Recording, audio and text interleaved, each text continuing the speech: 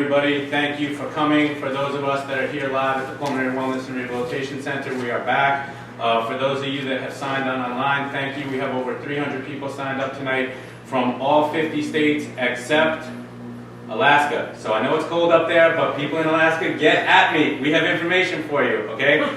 So tonight, I want to start, as always, by thanking my friends across the street at 21 West 38th Street, the American Lung Association, who have really been a great support to us as part of our Better Breathers Club Ultimate Pulmonary Wellness lecture series here at the Pulmonary Wellness and Rehabilitation Center. So tonight we have a lot of information to cover. It's on a topic that I love. It's on a topic that I truly believe is the single most important thing in health and the thing that can really help you the most as far as ultimate pulmonary wellness. Not that everything else is not important, but this is something that really will give you an opportunity to change your life. So we're going to talk tonight about exercise. And for those of you that are signing on for the first time tonight, you're lucky because I'm going to go back a little bit and start, not at the beginning, but I'm going to take you through step by step, so there's going to be a lot of information here. If you have questions, please feel free to type them in, and I will try to do about 90 minutes tonight and then a half hour of questions. And any questions I don't get to tonight, I will cover in the question and answer session, which I believe is in 2 weeks.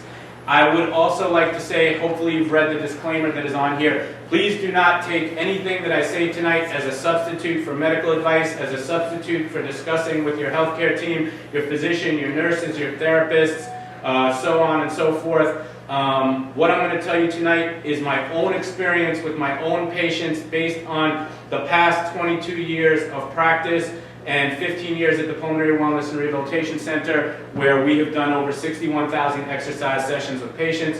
So as I mentioned in my initial email, this is not something that we dabble in. This is something that we do day in, day out, and we've done more than anyone else. So I have done this a few times, but again, anything I discuss tonight, please don't say, Noah told me to do it, okay? Anything I say tonight, please discuss with your healthcare team, your rehab team, and let's get going. So one of the things that we talk about every single week, every single day, every single month, every single year at the Pulmonary Wellness and Rehabilitation Center is shortness of breath, okay? The overwhelming majority of my patients, and by that I mean approximately 101% of my patients, come here because they're short of breath. The thing that you have to understand about shortness of breath is that you don't wake up one day and all of a sudden you can't do anything that you used to do, okay? Typically, shortness of breath begins at high levels of activity. So the questions and the complaints that I hear most often here in New York City are walking up subway stairs, walking uphill, running for the bus, or as we call it in New York City, the New York City Pulmonary Triathlon, okay? Now, if you live in Nebraska and you're a corn husker, okay, it probably is gonna, happen to you when you're husking corn or when you are walking uphill or walking on dirt, but it doesn't matter what you are doing, okay? Generally, shortness of breath is going to come at the highest level of activity. That's why stair climbing is so tough, because when you climb stairs, you literally have to pick your body up and carry it up a very steep flight, okay? So walking upstairs is more difficult than walking uphill. Walking uphill is more difficult than walking on a flat surface. Walking fast is more difficult than walking slow. But the key thing to understand here is that very often when people start to get short of breath, they start to avoid the activities that cause them discomfort. And so I have patients who are used to taking the subway, and now they're afraid to take the subway because every time they climb the stairs, they get short of breath. The problem with that, even though it sounds like a logical thing to do, the problem with starting to avoid the activities that cause you discomfort is that all of the muscles that you use to do those activities, including your most important muscle, the heart, gets weaker. The muscles don't use oxygen as well, and when the muscles don't use oxygen as well, you start to get short of breath at lower levels of activity. So maybe now, instead of just getting short of breath when walking up the stairs, now you get short of breath when walking uphill. And I have patients who can map out New York City by which blocks have hills and which blocks have a place to sit down. And then I have other patients who can map out the city by where there's a public bathroom, okay? But the key points to be heard here are that your body gets good at doing what you ask it to do. So if you ask it to sit on the couch, watch TV, flip the remote, and eat potato chips, that's what you get good at doing. If you ask it to walk upstairs, that's what you get good at doing. Now I hear people saying at home, but what am I supposed to do if I get short of breath? That's what we're going to talk about tonight, okay? So we're going to talk about it from a short-term perspective, and we're going to talk about it from a long-term perspective over time. Now, a lot of times when a patient goes to their doctor and they say, I get short of breath when I do this, the doctor says, well, don't do that, okay? Or take it easy. Or don't do the things that make you short of breath. Or here's some medication, okay? But I'm going to tell you, taking it easy is not the way to get out of this hole. Taking more medication is not the way to get out of this hole. The way to get out of this hole is to get up and dig yourself out of this hole. And that's what we're going to talk about tonight. So, as I mentioned, typically people start to get short of breath at high levels of activity. They avoid those activities. They start to get short, all of the muscles that you use to do those activities, and I'm talking about respiratory muscles, I'm talking about the heart, I'm talking about muscles of the hips, the legs, the calves, the upper body. They get weaker, they become deconditioned, and when a muscle becomes deconditioned, they don't use oxygen as well. So now we're starting to get short of breath at lower levels of activity. Now we eliminate those, and this is what is known as the dyspnea, or shortness of breath cycle. Our goal at the Pulmonary Wellness and Rehabilitation Center, which used to be the Pulmonary Wellness and Rehabilitation Center New York City, which we now call Pulmonary Wellness National, except Alaska for now, okay? Our goal in teaching you these different things is to help you break into that cycle by, number one, teaching you more effective breathing techniques, and number two, exercising you so that your body gets better at using oxygen. Now, how do we do that? There are certain things that we have to discuss tonight, okay? First of all, we've talked about the concept of the red alert, or the code red. When you feel so short of breath that you simply cannot do anything else, and you're so terrified to actually go about your activities of daily living. So we'll talk about, first of all, how do you get out of a jam? I'll talk about some of the breathing techniques tonight, and then I'm going to talk about a specific exercise program, or a specific group of exercise programs. Because as I mentioned, every single week, there's no one program that's going to work for everybody, okay? So what I'm going to try to present to you tonight are concepts. Concepts about what works, what doesn't work, and how do you find out what is best for you so that you can employ a program that is going to actually help you. If you look at the literature about pulmonary rehab dating back 35 years, you will see that when people go through a pulmonary rehab program, they feel better. They're less short of breath. They can do more. However, there is no improvement in pulmonary function, okay? Now, we have multiple cases of improvement in pulmonary function.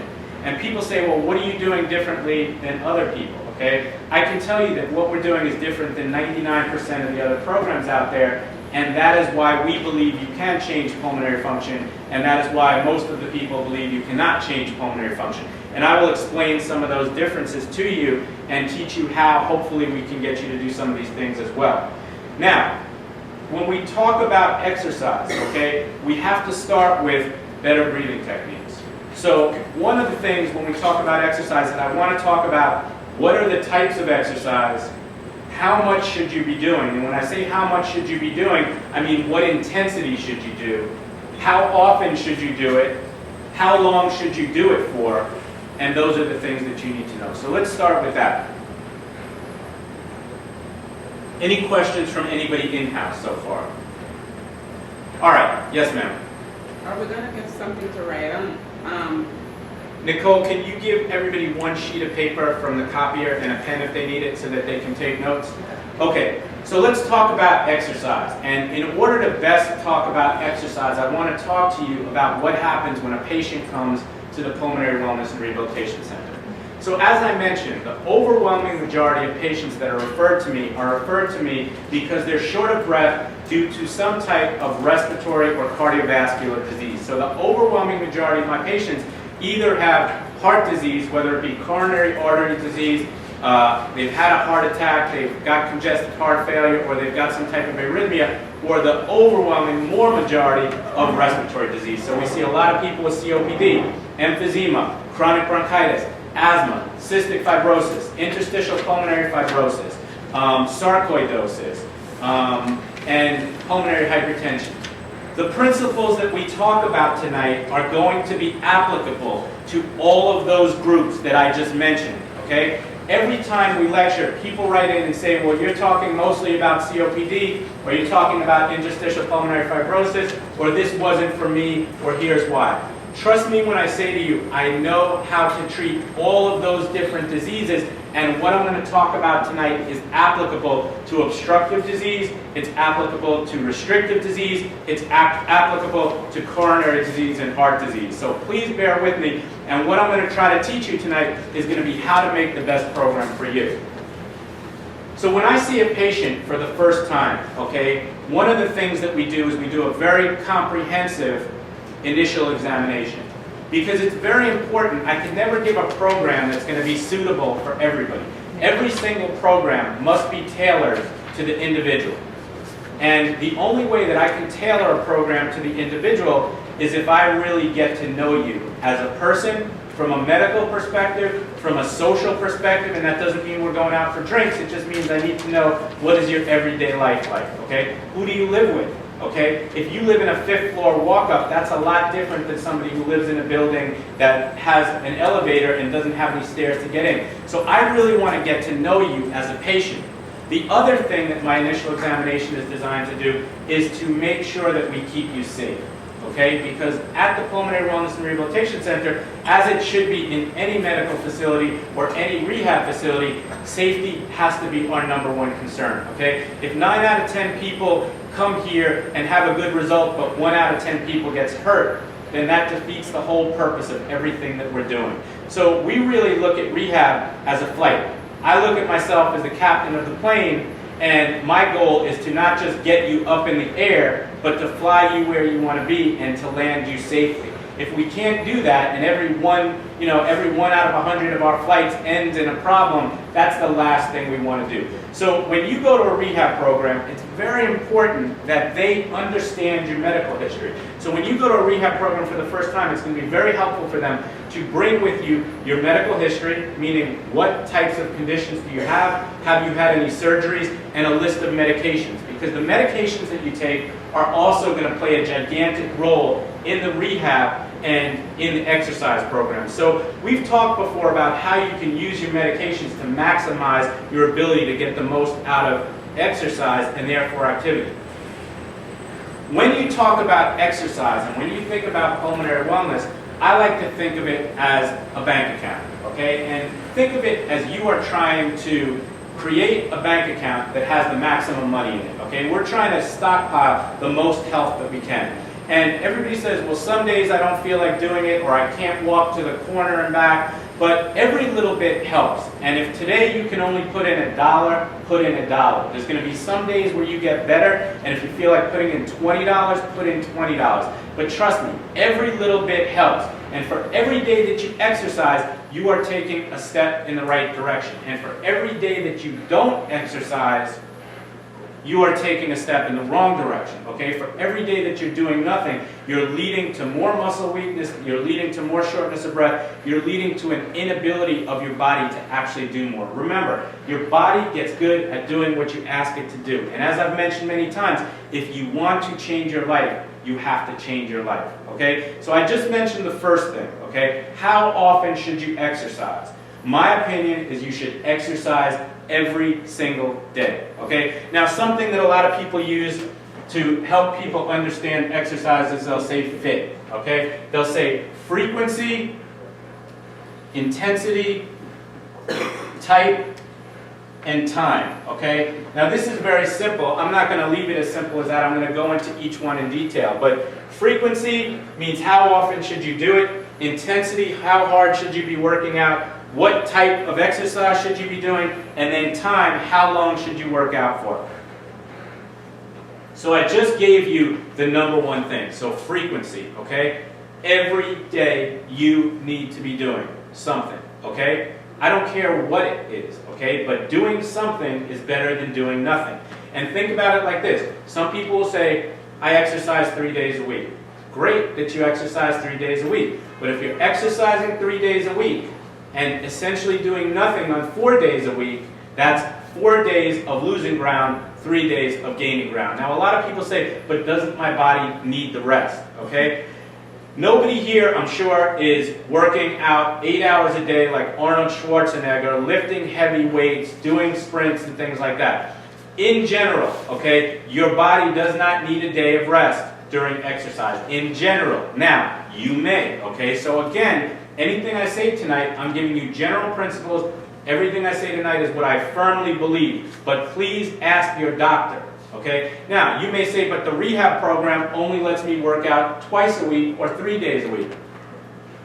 Exercise does not have to be treadmill, exercise bike, elliptical, Stairmaster. Exercise could be going for a walk. And I actually think that the best thing to do is to combine an actual gym workout and then on the other days do a life workout. And that life workout can be going to the store. It could be going out for a 15-minute walk. Now again, don't panic if you're thinking, I can't walk from my kitchen to my bedroom without getting short of breath. Everything is relative, and I'm going to tell you how to take it from point A to point Z, okay? So the other thing is that we're going to talk about intensity, okay? How hard should you work out?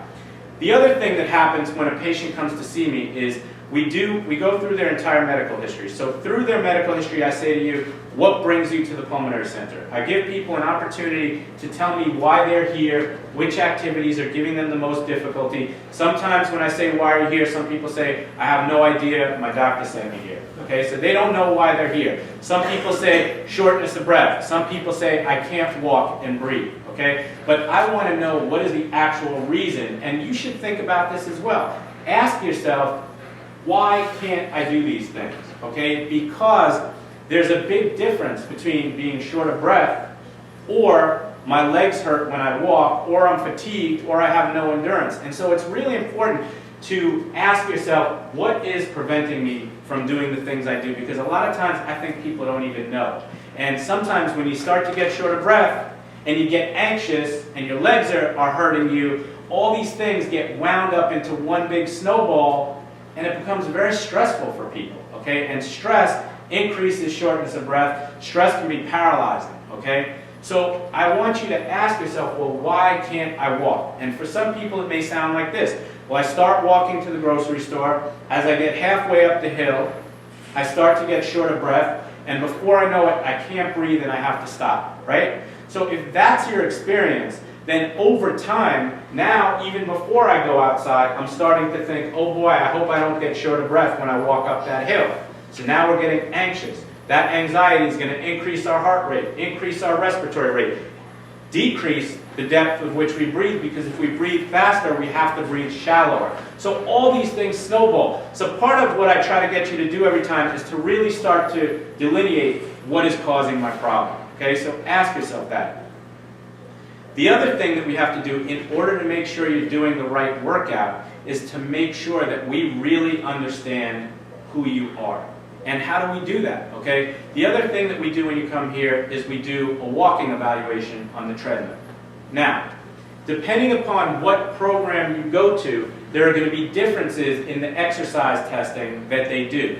But one thing to keep in mind is that in order to really make sure that you're getting the right program, we must do some kind of assessment to determine where you are right now. And that's the big question. Where are you right now? Ask yourself that question. Where am I right now? It may be, well, I can walk 15 blocks where I used to walk 30 blocks. It may be, I can walk to my mailbox, but I have to stop before I walk back. It may be, I get short of breath walking to the next room. So again, I've mentioned it already tonight, and I mention it every week, but not all things are for all people. So part of what we want to do is we want to help you assess where you are right now and then build on that, okay? Now the way that we do it, okay, is we use a walking evaluation on the treadmill. Depending upon what program you go to, and in New York City, as far as I know, there's a program at Columbia Presbyterian, there's a program at NYU, there's a program at Beth Israel, okay, and we all, 4 of us, do different exercise testing protocols. Now you say to yourself, why is that? Okay, I don't know why that is. I have a bias. Clearly I think ours is the best, or I wouldn't be doing it that way. But let me tell you about some of the different protocols and why I would say a plus for some and a minus for others. Okay? The first protocol that most people are aware of, or many people may be aware of, is called the 6-minute walk test. In the 6-minute walk test, much like it sounds, you are asked to walk for 6 minutes. Okay, and in that time, we say, okay, click, timer goes off, walk. And either you're going to walk up and down a hall, or you may walk in a circle. But the idea is to see how much can you walk in a 6-minute time period. In this time period, depending upon where you are, the monitoring may be different. Okay, and that's another difference between programs. At the Pulmonary Wellness and Rehabilitation Center, everything that we do is fully monitored. And what I mean by that is while you exercise here, everybody is wearing an EKG. Okay, we have you on telemetry so that we can monitor your heart rate and rhythm constantly on the screen. We check your blood pressure every 5 minutes. We check your oxygen every 5 minutes. And if we need to supplement you with oxygen, that's what we do. Okay? So in the 6-minute walk test, where you're asked to walk for 6 minutes as people measure the amount that you walk, so the number of laps and the distance that you walk, while maybe measuring heart rate, rhythm, oxygen saturation, blood pressure. Okay? Depending upon how much you walk, we're able to figure out a speed, and then that speed is calculated into a number. So we're able to say, okay, you walk this many feet, or yards, or meters, and this is how fast you walk. And then that's used as a baseline to then compare you to yourself as you move along in time. So maybe 3 months from now, we'll check you again, and they will, we'll compare it. Did you get better? Did you get worse? Great test, okay? And I take that back. I don't really think it's a great test. I think it's an okay test, okay? Why do I say that? We used to do the 6-minute walk test here, but there are problems with it, okay? So if you don't have access to a treadmill, if you don't have access to telemetry, if you don't have access to the right devices to really monitor somebody closely, then the 6-minute walk test is okay. What I don't like about it, and what I've found over and over again, is that I can administer a 6-minute walk test in the exact same way, either one right after another, to the same patient, or each day, every day for a week to the same patient, and get a different result every time. Now, why is that? Okay, a patient may decide, hey, today I'm really going to go for it, or they may say, today I'm going to take it easy. Okay, I think the 6-minute walk test gives you some information, but it's done on a flat surface, and I don't think it gives you enough information. Okay, so I personally don't love the 6-minute walk test, although there are programs where you don't have access to treadmills, you don't have access to bikes, you don't have access to a lot of monitoring equipment, and so you may have to do the 6-minute walk test, in which case, if I get that data about your 6-minute walk test, I will use it to help formulate a program for you. Another type of test that people do is they do a bicycle test. So, when you do a bicycle test, okay, as it sounds, you're going to sit on a bicycle, okay, and you will be monitored. Maybe your heart rate will be monitored, your rhythm will be monitored, your blood pressure will be monitored, your oxygen saturation will be monitored. Now, my problem with the bicycle test, okay, and please, if you're in another program, don't take this as put up your dukes, I'm coming for you. I'm just giving my honest opinion about what works and what doesn't work. And I feel that unless we get the right initial data, we're not going to be able to give you the right workout for you. And without the right workout for you, maybe you're only going to go from here to here instead of here to here. So our goal is to maximize every single session, and therefore maximize the 24 sessions that we see you for. So here's my problem with the bicycle test, okay? I mentioned before, people get good at doing what you ask your body to do. Your body gets good at doing what you ask it to do. So despite the best efforts of Mayor Michael Bloomberg and Citibank putting city bikes all over the city, the overwhelming minority of my patients bike, okay? Which means that the overwhelming majority of my patients don't bike. So what does that mean? That means that they may fatigue on the bike just because it's an unfamiliar exercise, even though they haven't met a true, what we call hemodynamic or cardiovascular endpoint. So in other words, when people go for stress tests, and people are used to getting a stress test on a treadmill, when we look at stress test data, we're looking for a hemodynamic endpoint. So in other words, we're either looking for you to reach an age-predicted heart rate or blood pressure or something that indicates that your cardiovascular system is not able to meet the demand of that exercise, and we consider that your maximum exercise, okay? Now, when a program is designed, okay, ideally we are going to take a certain percentage of that maximum workload and create a program for you. Now that can be anywhere from 50 to 90%, depending upon the individual and what you're trying to accomplish. But my point being, as an example with the bike, if the reason that you stop biking or have to stop the test is because your legs are tired, but we haven't really seen that heart rate response, and we haven't really seen that blood pressure response, and so therefore we haven't really reached your true hemodynamic maximum, okay? Maybe what that means is that we had to stop you here because your legs are tired. But maybe if your legs didn't get tired because you were doing a more familiar exercise like walking, you might have gotten up here. And so if I say I want to exercise you somewhere between 50 and 90% of your maximum, but I got a false maximum here, then the workload that I give you might be all the way down here, and instead of being 50 to 90% of what you're supposed to be doing, that may only be 20% or 30% or 40% because we didn't do the right test when we first started, okay? Now, what is my point here, okay? My point in telling you this is that unless we get the right initial test, then we're not going to be able to give you the right workload, okay? So that's bike testing, okay? Again, most of my patients don't bike. So it's more than likely you're going to fatigue and your legs are going to fatigue before we hit a hemodynamic endpoint. Other programs in the city use the treadmill, okay? Some programs in the city use what we call expired gases, and that means they put a tube in your mouth, they put a headgear on you, and I think that's a great technique, okay? And the beauty of that technique is that we're not actually estimating the workload. The beauty of that technique is we're actually measuring the gases that go in and the gases that go out. So we're able to get an actual workload, okay? We're actually able to determine what is your body's actual oxygen consumption. Now, that's a great thing, and if we were doing some type of research on that body chemistry, we would need that data, and that data would come in very handy for you. My problem with it, again, and the reason why we don't do it here, is because for many of my patients, okay, most of my patients, the number one problem that they have is shortness of breath. And so if you're going to be short of breath anyway, and the second problem that you have is walking, and I'm going to ask you to get short of breath while you're walking on a treadmill, okay? The last thing I want to do is put something in your mouth and on your head and make you so uncomfortable that that is a reason why we stop the test before we get to the correct hemodynamic endpoint. So again, I hate going to the dentist. I don't like anything in my mouth. Okay? So I certainly don't want a tube in my mouth while you ask me to walk as fast as I can uphill while I'm short of breath. Okay? So again, if I have to stop now because I'm so uncomfortable because of this equipment, and I stop here before I reach that hemodynamic endpoint instead of going here, then that whole workload is going to be based on a false exercise. Okay? So the protocol that we use here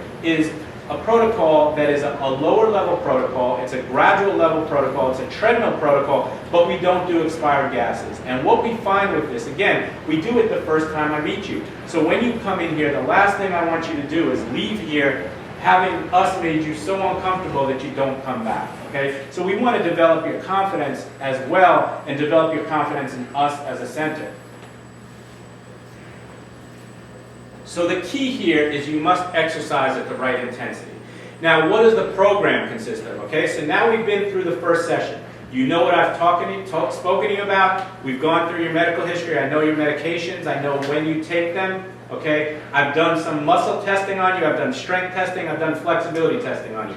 Now, let me tell you this. The overwhelming majority of pulmonary patients, the reason why they can't do exercise is not usually because they're too weak. Okay, it's not usually muscle weakness. So in other words, if I do testing on you, almost all of my patients, their muscle strength is good enough to do the workout. Okay, but it's shortness of breath, and by that we're talking about the mechanics of breathing and a decrease in aerobic capacity or endurance that makes them unable to do these things. So let's assume now that we have gotten all of this testing out of the way. So I now know what you can do. And hopefully I've gotten enough of a hemodynamic response that I know your true workload. I know your true maximum.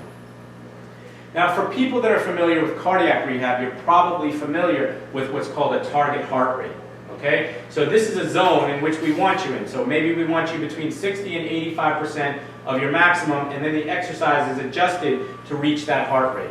Now, the target heart rate is not generally something that is applicable to pulmonary patients, and the reason is because very often pulmonary patients will start with a higher heart rate, and the heart rate response is not often, doesn't go hand in hand with the actual workload. So let's talk about percentages. So when we get this maximum workload, okay, you can work out anywhere from 50% of that workload to 100% of that workload. Now, if we got a hemodynamic response, and we actually know that that's the reason why you stopped the workout, why we stopped the test, then I will use that 50 to 90%. However, if the reason why you stopped is shortness of breath and or lower body fatigue, meaning that your legs were too tired because you're not used to walking like that, then guess what? I'm not setting a percentage of that, okay? And that's where I think a lot of people go wrong, is they stop the test here, but even though the test was stopped because of shortness of breath or lower body fatigue, they still will set a lower percentage of workout based on that. So if it's shortness of breath or lower body fatigue, then I'm going to consider this 100%, and I want to work you up at this. So if we saw you walking at 2.2 miles per hour with a 5.5% incline on your test, then in the first couple of sessions, we will back you off from that a little bit. But guess what? Within the first 3 to 5 sessions, I want you doing exactly that and then surpassing that within the first 3 to 5 sessions. That's how we get the results we do, because it's not enough to work somebody out at 50% of the workload or 60% of the workload. The way that we see change in pulmonary function is by exercising people very vigorously. Now, that doesn't mean recklessly, and it doesn't mean dangerously, okay? As I mentioned, everything that we do is done under fully monitored conditions. So as you exercise, people say, oh my God, I'm really in trouble now, this is where I would stop on the street. My heart is beating out of my chest, okay? And then I say to somebody, well, would it surprise you to know that your heart rate is only 90, okay? Or somebody will say, well, my blood pressure, someone wrote to me a couple of weeks ago and they said something like, I was at rehab and my blood pressure hit 170/90, and they immediately stopped me and they sat me down in a chair and they called over the emergency team. To me, that's crazy, because we want you exercising vigorously. Now, if your blood pressure were 170/90 while you're sitting in a chair doing nothing, that's a problem. However, with exercise, your heart rate is supposed to go up. Your blood pressure is supposed to go up. Your oxygen is supposed to stay stable. But another difference between us and a lot of programs, whereas a lot of programs will take you and diminish your workload in order to keep your oxygen above 90%, we do not. We will supplement you with as much oxygen as you need to remain saturated so that you could get the biggest, most giant, most vigorous workout that you can. Because let me give you a secret right now, it is that exercise that makes you able to do these things, okay? It is that exercise that is going to get you running for the bus again. It is that exercise that's going to walk you back up the hill. It is that exercise that is going to get you walking upstairs again, okay? We talk about pulmonary function all the time. What do we mean when we talk about pulmonary function? We're talking about the pulmonary function test, and we're talking about how good are your lungs at moving air in and out. You know the test, right? Now, I hear the same story over and over again, okay? I am more short of breath than I was 3 months ago. I went to my doctor. I had a pulmonary function test. What did he say? He said the pulmonary function test is the same. It hasn't gotten worse. Think about this. This is my point to you week after week. If your pulmonary function test has not gotten worse, meaning your pulmonary function is stable, but you feel more short of breath, that is telling you that there are other factors involved in how well or how poorly you breathe. I say every week that breathing is multifactorial. There are many things involved. It could be your level of conditioning, okay? So if you used to walk 10 blocks a day and you stop doing that because it's freezing cold like the winter that we had in New York, then guess what? Your body's going to decondition and you're going to be more short of breath, even though your lungs haven't gotten worse. If you've put on 25 pounds and that weight is sitting right here on your stomach, and every time you want to take a breath, you've got 12.5 pounds on each side weighing down your rib cage, even if your pulmonary function has not changed, you will be more short of breath. And these are the things that I try to get people to understand, is that if there are things that you can feel worse without having a worse pulmonary function, then you can feel better without having a better pulmonary function. So my point is, if everybody says that you feel better with exercise, you could do more, you're less short of breath, but there's no change in pulmonary function, well, that's even still pretty good, okay? You're doing more, you feel better, you're less short of breath, but your pulmonary function hasn't changed. If we can hand you that change in pulmonary function as well, well, that's the holy grail right there, okay? And we have research that we're in the middle of right now that will come out hopefully within a year that's going to say to everybody, guess what? The world is not flat, okay? You can improve pulmonary function, but it's got to be done in the right way, and it's got to be done with the right team of people, okay? So let's talk about a couple of other things. So let's talk about how do we get this exercise going? So there's different types of exercise. Some are better than others. Some are significantly better than others. So if you have the inclination to start exercising and you're going to spend the time and energy to go to rehab or to go to the gym or to go out in the field and walk or go to the mall and mall walk, okay, then at least let's do the exercise right. Let's make sure we're doing the right exercises in the right way, and let's make sure that we're eliminating things that simply don't work, okay? Now again, everything is relative. So I'm not going to give you things today that everybody can go out and follow. I'm going to give you things, I'm going to tell you principles that will help you understand what you need to be doing. Whatever level you are at right now, we are looking to improve upon it. So if you're at level 1, then our goal is to get you to level 2. If you're at level 2, our goal is to get you at level 3. And if you're at level 8, our goal is to get you to level 9 or 10. You can't get to level 10 without going through 2, 3, 4, 5, 6, 7, 8, 9. So that's something to keep in mind. A lot of people also have this idea that I'm too sick, or I'm too weak, or I'm going to wait till I feel better. Guess what? Waiting till you feel better is almost a guarantee that you will not feel better. Okay, and that's not to say if you're sick. If you have pneumonia, I'm not saying go out and walk a half a mile. Wait till you feel better, wait till you're getting treated. But if you're tired, if you're fatigued, if you're short of breath, if you're low energy, if your muscles hurt when you walk, sitting and doing nothing or resting is a guarantee that that will never get better. The only way to get that better is to start making changes in the positive direction. Now, if you feel like you're too weak, or I get short of breath walking to the bathroom and back, there's no hope for me, that is wrong, okay? Wherever we are today, we can improve upon it, okay? A lot of people say, well, it's too late for me. I've mentioned this proverb before, I will mention it again. There's a Chinese saying, Chris, it says things like, the best time to plant a tree was 25 years ago. The second best time to plant a tree is today, okay? So even if you've been doing nothing, okay, even if you feel terrible, I'm here to tell you that you can actually get better, taking it step by step, literally and figuratively. So let's talk about the different types of exercises. The first thing that you do after we've done all the testing with you is we teach you the breathing techniques. And we've had a webinar before about the breathing techniques, but just as a review, okay? We want you to breathe in through your nose, out gently through your mouth, okay? Now, again, don't write to me and say, well, I have a disease that breathing in for 2 and out for 4 does not work for, okay? Because not everything works for all people. So here's what I would suggest, okay? In, out. 1, 2, 3, 4, 5, 6.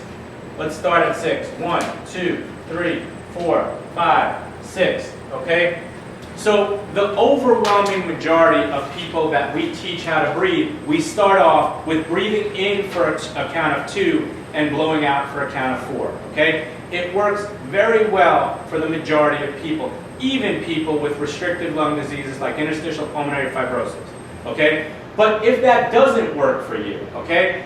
Let's say we're making a recipe and we don't know exactly how much salt to use, okay? We're going to put a little in, we're going to taste. We're going to put a little in, we're going to taste. If it's not enough, we're going to put a little more in. It's hard to take it out, okay, but we'll know for next time, okay? Same with your breathing. If you want to figure out how you should be breathing, do every single one of these and let's figure out what works best for you. Try breathing in for 1, out for 1. In for 1, out for 1 looks like this.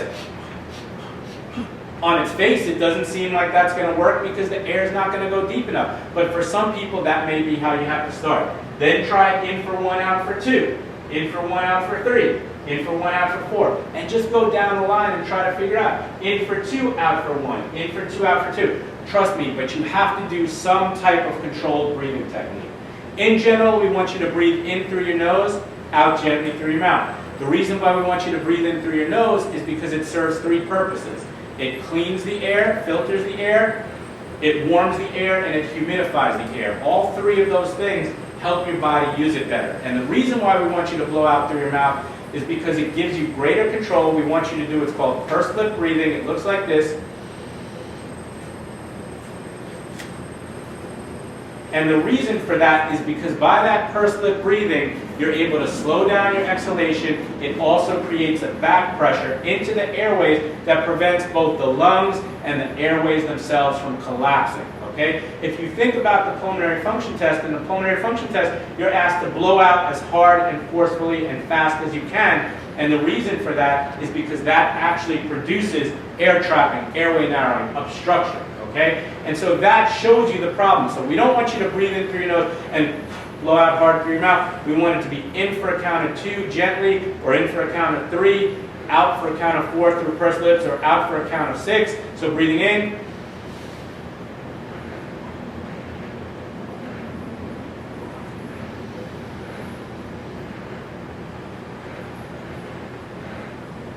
And then we're going to coordinate the breathing with the exercises, okay?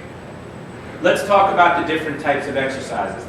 In general, okay, breathing exercises are the first thing we do. So we want to teach you the techniques.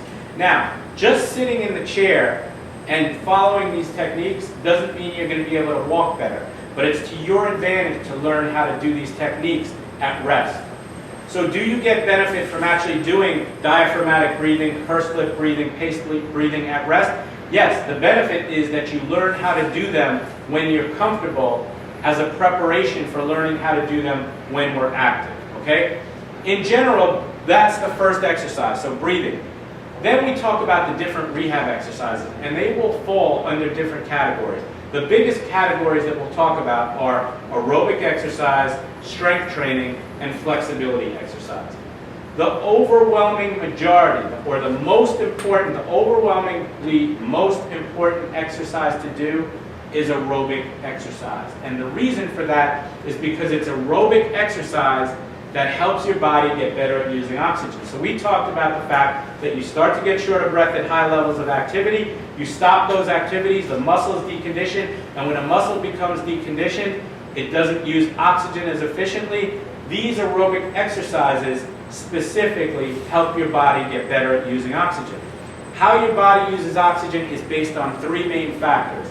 How do your lungs move air in and out? How good is your heart at pumping blood? How good are your muscles at using oxygen? So if we think about how your body using oxygen as a car getting miles per gallon, we want to make you as efficient as possible. So if you have a car and you don't have the right amount of air in the tires, or all of your filters are dirty, or your engine is kind of rusty, all of those things will decrease the efficiency of the car. Same thing, if you have lung disease and you don't move air in and out very well, or your heart is weak, or your muscles are not very efficient at using oxygen, all those things will decrease the efficiency with which your body uses oxygen or your aerobic capacity.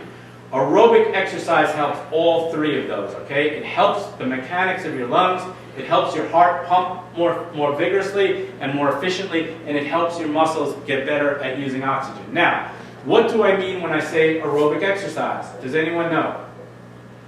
What are some examples of aerobic exercise? Dancing. What's that? Dancing. Something like that. Dancing can be aerobic exercise. So a lot of people, when they think of aerobics, they think of the 70s and 80s, Jane Fonda in a leotard, in a group of classes, you know, doing these things together. And that's aerobic, but there's a lot of activities that are also aerobic that are a lot simpler than that. So dancing, we'll say, is one. What else is an example of aerobic? Walking is aerobic. What else? Swimming is aerobic. What else? Treadmill is aerobic. Exercise bike is aerobic. The real bike is aerobic. The upper body ergometer is aerobic.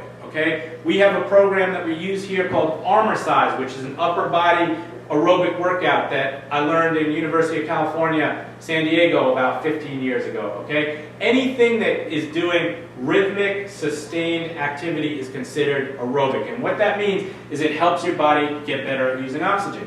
Now, Is there any extra that's not aerobic? absolutely. So, an example of something that wouldn't be aerobic would be weightlifting, okay? Strength training, things that are more of a short burst of activity, but that are not sustained, okay? Now, for the overwhelming majority of people that suffer with some type of respiratory ailment that are listening to this because you want to be able to do more, let me tell you a secret, okay? You will gain strength benefits by doing aerobic activity also, okay? You will gain flexibility benefits by doing aerobic exercise also. So if there is any one activity that you're going to choose over another, and I want to kind of rank these from most important to least important, aerobic exercise is the single most important thing to do. So when a patient comes to us for the first time, we start them very gently, okay? The first thing we're going to do, we're going to teach them the breathing exercises. We're going to teach them how to breathe in through their nose, out gently through their mouth. We're going to teach them how to do what's called paced breathing and how to coordinate that with the activity that you're doing. So we talk a lot about breathing and activity from a supply and demand perspective. So when you're sitting and doing nothing, the demand is not that great. So the supply that you need is also not that great. But as you start to move, the more vigorous the activity, the greater the supply of air you're going to have to provide. And you don't want to wait, hold your breath through the activity, and then you get somewhere, and now all of a sudden you can't breathe. You want to try to prepare yourself so that as the demand increases, you're also increasing the supply. So the first thing we'll do, and I'm going to give away our secret right now. This is like the special sauce. So other programs, if you're listening, feel free. We're not afraid to tell you, okay, but we'll tell you.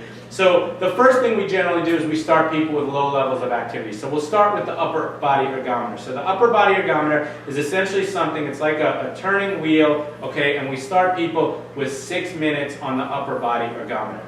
Do not think of exercise as all or nothing, do or die, I have to kill it today in order to get the workout, okay? The idea of no pain, no gain is not valid, okay? Our program is 24 sessions, and we think of this as a big picture type program. So we know we don't want to get it all in one day because that's probably going to hurt you or make you physically uncomfortable or make you emotionally uncomfortable or make you just not want to do it. So if the exercise is so vigorous that it makes you feel uncomfortable, you're not going to do it, okay? It's that simple. But we think of this as a 24 session program, and much like the stock market, okay, we don't worry about the day-to-day fluctuations of the workout. We're looking at the long term. And if you own stocks, you know that not every day is going to be up, up, up, but the big picture is what we're looking at. We're not day traders of exercise here, okay? So we want to start you gradually. Every time you come back and tell us that you felt well after the last session, we'll give you more time, we'll give you more intensity. So this upper body ergometer is an aerobic exercise, and we start with 6 minutes of that using breathing exercises. The next thing we do, we work from the lowest level activity to the next level of activity. We'll do exercise bike, okay? So exercise bike is more vigorous than the upper body ergometer, but it's not as vigorous as a treadmill. So we're warming you up right now, and we'll do 6 minutes on the exercise bike. And then we'll put you on the treadmill, and your treadmill workout is going to be specifically based on the test that we did for you. So if you did 6 minutes on the test, we're going to scale back the intensity by about 15 to 20% and try to get 8 minutes. And then next time we'll do 10 minutes. So that's our first workout. So the first workout is 6 minutes of arms, 6 minutes of bike, then a treadmill workout, okay? Next time you come in, we'll do 8 minutes of arms, 8 minutes of bike, increase the time and intensity on the treadmill. After that, we'll do 10 minutes of arms, 10 minutes of bike, increase your time and intensity on the treadmill until what you're doing is 10 minutes of arms, 10 minutes of bike, 20 to 30 minutes on the treadmill. Now again, if you're somebody who says, well, I get short of breath when I run for the phone, that sounds terrifying to you, okay? So again, we have to find something that's at a lower level, and if you can only do 2 minutes today, that's what you do, and we build it up little by little over time, okay? Everything that I just mentioned to you is aerobic. Other things that you can use a rower, You can use a new step. You can use an elliptical machine. You can use a Stairmaster, okay? These are all examples of aerobic activities that help your body get better at using oxygen, that help you become more efficient, that help your lungs move air in and out better, that help your heart pump blood better, that make your muscles better at using oxygen. Aerobic exercise is the single most important exercise you can do as a pulmonary patient, okay? Now, I also mentioned strength training and flexibility training, okay? Strength training is important, flexibility training is important, but as I mentioned as we started out, strength is not the overwhelming reason why people can't do things. It's usually shortness of breath, decreased endurance, decreased aerobic capacity. So if you're not doing anything right now, if you don't work out at all, okay, and you just start an aerobic exercise program, you're going to get strength gains from that. You're going to get, flexibility gains from that, okay? So a lot of people, I fear, are going to the gym, okay? They're doing exercise, but let's say they work out mostly with machines. So they're doing bench pressing and overhead press and bicep curls. That's great for you, okay? But if you're doing those things at the expense of aerobic exercise and you're not doing aerobic exercise, well, then that's like putting the food cart on the plane but not having any gas on the plane, okay? We gotta put first things first, okay? And aerobic exercise is the single most important thing. A lot of times I say to people, do you do any exercise? And they say, yeah, I do stretching exercises in the morning, okay? That's great, okay, if you're also doing aerobic exercise. But doing stretching exercises in the morning and not doing, not doing aerobic exercise is like putting the blankets on the plane and not putting the propeller on the plane, okay? We have to do the most important things first. So I'm going to just, again, go through a tiny bit about aerobic exercise, okay? What is the best aerobic exercise? People ask me this all the time. I see it all the time on the blogs. I see it all the time on the websites. I see people write to me and ask me the question, what is the best exercise? I'm thinking about getting a piece of equipment. What should I get? I have one answer to this, okay? There are people who are going to say I'm wrong. I know I'm right.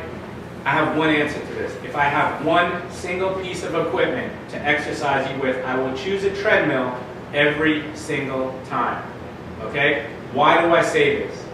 The treadmill is very controllable, okay? I know exactly how much you're doing. I see your speed. I see your incline. It's adjustable in very small increments. It's measurable.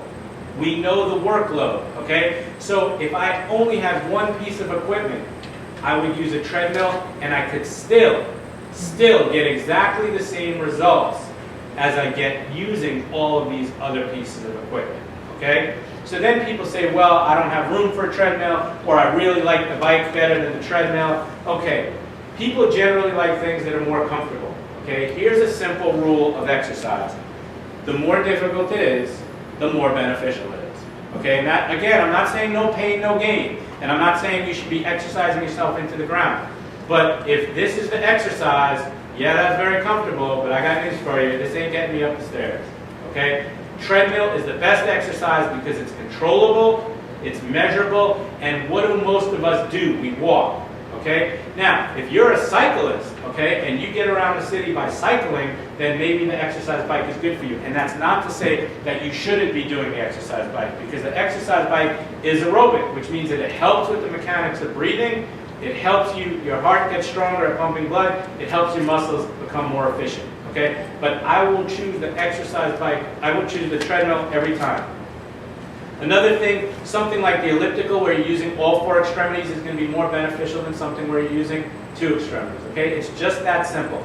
Think about the workload. If it feels so easy, it's like, I think it's Minolta, if they say it's so easy, anyone can use it. If it's so easy that you don't feel it, then guess what? Your results are not going to be that. It's like if you go to school, if you don't study that hard, you're not going to get the results. The harder you study, the better your results are going to be. Your study here is the exercise. So again, number one priority, aerobic exercise. In order, my favorite is the treadmill. Okay, Everything else is secondary, and then after that, it doesn't matter what you use. So doing the bike is definitely better than doing nothing, okay? And you can get a great workout from it. But if you only have access to a bike, then you need to supplement with walking, because I assume what you want to do is walk, okay?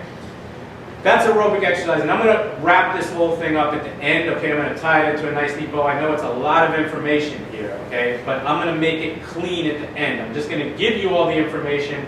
And one thing I forgot to mention this before, people ask me all the time, are we going to make these lectures available? We're in the process of making the lectures available on our website. So you will have access to them. You'll see that you'll be able to watch them more than once. But I need to give you this information, then we'll clean it up at the end. Strength training, okay? Strength training is things like weights, okay? They can be done on machines like Nautilus, Universal, or you can use free weights. So the benefit of strength training is it actually increases the size and strength of the muscle, okay? So you need this. You need a combination of aerobic capacity and muscle strength and flexibility. So in other words, if my biceps are really strong and I could lift something here, but I can't lift my arms above my shoulders, then I can't get something off the top shelf, okay? So you need a combination of all these things. So once your aerobic capacity is down pat, then we will add strength training to your program. So think about this also as a budget, okay? So you only have so much time, energy, ability in one day. So I don't want to waste my time doing something that has less benefit and not do something that has the most benefit. So the first order of business, establish the aerobic capacity, okay? Things like bike, treadmill, upper body ergometer. Once we have an initial baseline, and in our center, that baseline where we draw the line and you can do strength training is 10 minutes of arms, 10 minutes of bike, 20 minutes of the treadmill. When you can do that, we're ready to start pumping iron, okay? And then it's really important that the program be basic, okay? I go to the gym, I see people doing some of the craziest movements on earth. And then I see those same people getting physical therapy because they did these craziest movements on earth, okay? A workout does not have to be complex to be effective. The most effective strength training exercises are going to be exercises that work the big muscle groups, that work multiple muscle groups at a time, and that really help to build strength. You don't want to be so sore from the workout that you can't move the next day. And that's strength training, okay? So first order of business, aerobic strength training, and flexibility exercise. So flexibility exercise is stretching. And the reason why stretching exercise is particularly important for pulmonary patients is because God knows it is hard work to be breathing all the time. And it is hard work to be working hard to breathe all the time, okay? You know that when you have a respiratory disease, the diaphragm does not function as effectively. And so you're working harder to move every breath in, and you're working harder to move every breath out. And what that means is that you start to develop muscles, accessory muscles. You start to call in muscles of your neck, your chest, your back, your ribs, okay, to help you breathe. Except the problem for that is when you are working these muscles all day, every day, these muscles get tight. And that's where stretching and flexibility exercises come in. So now let's get to some specifics. So I've now framed it for you, okay? So the framework is you need to learn the breathing techniques, because those breathing techniques are going to help you do these exercises that are going to help your body get better at using oxygen and you less short of breath. Then when you can do these aerobic exercises to a sufficient ability and your endurance is good enough, then we're going to add strength training, okay? And then the other thing is we're going to add flexibility as necessary to help make sure that your muscles stay limber, that you have the flexibility to raise your arms above your head, to open your chest up, and things of that nature. So we talked about frequency, intensity, type, and time. How often should you work out? Every day you should be doing something. So our average patient comes here 2 to 3 times a week. But on the days that they're not here, they should be doing something on their own. Now that could be walking. If you have access to exercise equipment, then you can use that exercise equipment, and we generally want to tell you what intensity you should and shouldn't be doing, okay? Or you can be doing an arm size exercise, okay? But you should be doing something every day. As far as intensity of the workout, okay? When we do the exercise test, we establish a maximum workload for you, and then you get benefit from activity anywhere from 50% to 90% of that initial workload. The higher the workload, the more actual cardiovascular benefit you get from it. But again, if you are new to exercise, the last thing we want to do is crank you up to a maximum workload, okay? So you want to take it nice and easy. The type, again, we talked about, aerobic, strength training, flexibility, and then as far as time. How long should you spend exercising every day? So ideally, you want to be doing at least 30 to 60 minutes of aerobic exercise every day.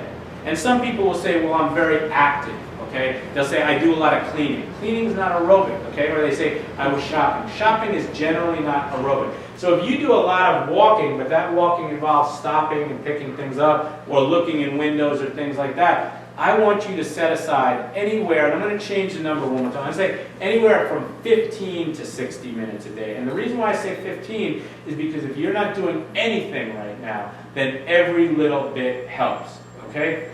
Now the ideal is going to be, now first of all, let's start with this. Before you begin any exercise program, you have to get clearance from your doctor, okay? What are we looking for? We're looking for things, when I see a patient, we call it risk stratification, okay? I want to make sure that I know everything about you because I don't like surprises during the workout, okay? So we're going to go through your medical history very, very carefully, particularly as it relates to your respiratory system, your cardiovascular system, and your GI system. Why your GI system? Why your cardiovascular system? Why your respiratory system? The reason being that between your neck and your belt, you have three systems where the symptoms, okay, things like shortness of breath, chest pressure, chest pain, burning, squeezing, blah, blah, blah, can be from any one of those symptoms. And I want to make sure that it's not, I want to make sure that it really is the Taco Bell you ate for lunch and not your heart that's causing you a problem. Okay? I want to make sure that I keep you safe. So any type of exercise program that you are going to begin,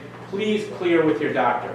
Under ideal circumstances, you will be a part of a pulmonary rehabilitation program where they will be able to do a full assessment on you, okay, and then take you through a program that is exactly right for you. But some people don't have that, okay? So you need another option, okay? One option is there are 4 hotels on this block in New York City. You are welcome to come stay in one of them and come to the Pulmonary Center every day for 2 weeks, and we will tune you up and send you home with a program.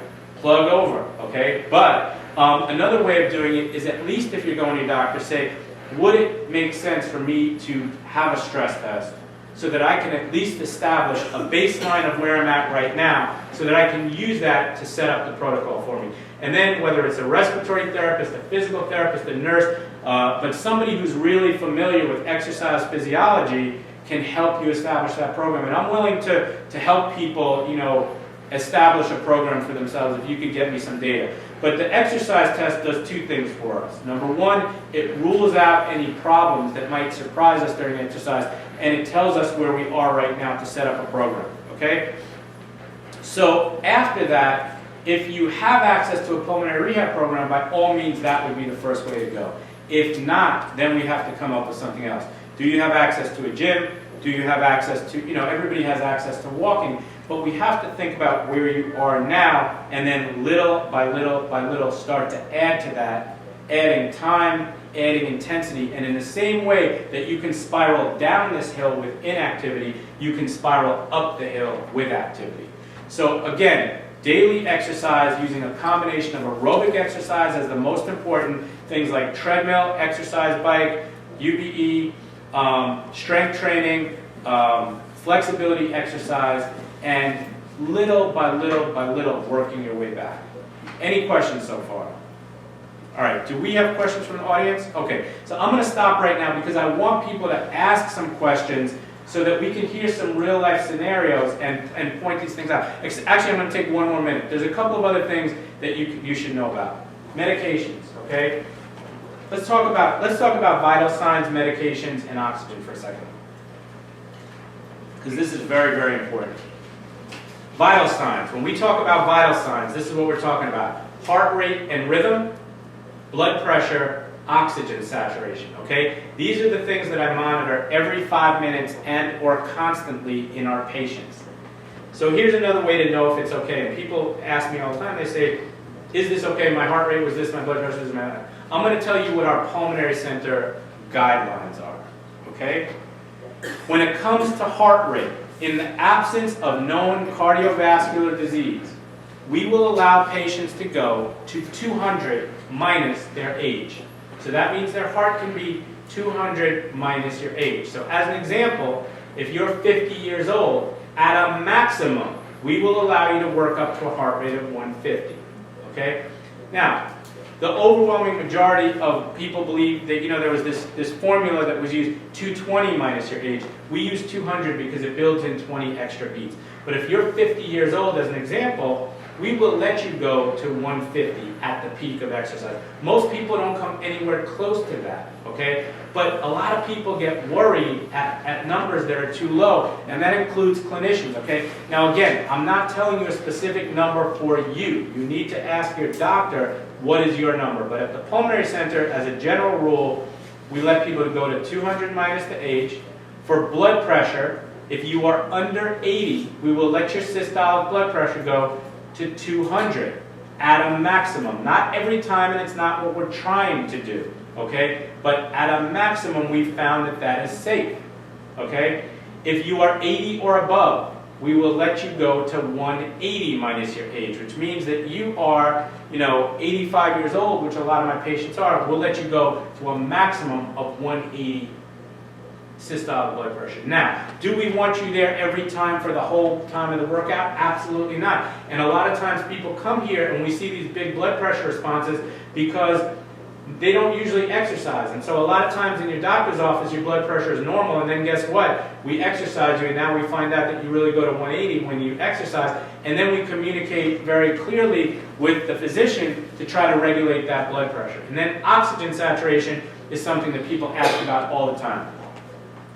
I hear people say that it is okay to go to 89 or 88% or 87% when you exercise, and it's really not. Okay? What you really want to be is you really want to be in the mid to high 90s. And the reason why I say that is this. Not every percentage of oxygen is the same, okay? Because what the body, and I've talked about this before, but the way that the body uses oxygen is actually an S-shaped curve, with this being 100% and this being 90%. And you can see that it's pretty flat at the top, but then when you go below 90%, this is like walking over a cliff. So in a lot of situations, it's actually a greater difference going from 91 to 89 than it is going from 100 to 91, okay? So what do we do here, okay? I think I've told this story before, but I'll tell it again. Around 1995, we started seeing an overwhelming number of restrictive lung disease patients coming in with interstitial pulmonary fibrosis. And they would come in with super low oxygens. They'd be resting, in the low 80s, and then with exercise, they'd dip into the 70s or the 60s. And whereas most programs won't even consider taking these patients, my mentor, Dr. Horacio Pineda, and I came up with the idea of we need to take these patients, okay, and we need to do something for them, even if it means giving them 100% oxygen. And what that means is we give them 15 liters per minute with a mask, with a reservoir, and that brings people into the 90s. And that allows us to do the workout. Now, it's not the oxygen that makes you better and makes you stronger. It is the workout. So we talk about Malcolm X physical therapy, okay, the fact that we will accomplish your goal by any means necessary, okay? So whatever it takes for me to get you to do that big workout, that's what we're going to do. And if it means you bronchodilate before the workout, meaning you take your inhalers or your nebulizer before the workout, or if it means we shift your workout around a little bit to make you more efficient, or it means I give you 100% oxygen, the goal is to get you this giant workout, because that giant workout is what's going to make you better, okay? It's not even the medications. And that's why I say exercise is most important. Exercise is the tool. Getting more medication is not going to get you up the hill. It's only going to say you're okay at the moment that you're at. The way to get up the hill is by getting up the hill. Okay? And again, the goal is to get you these big, big workouts.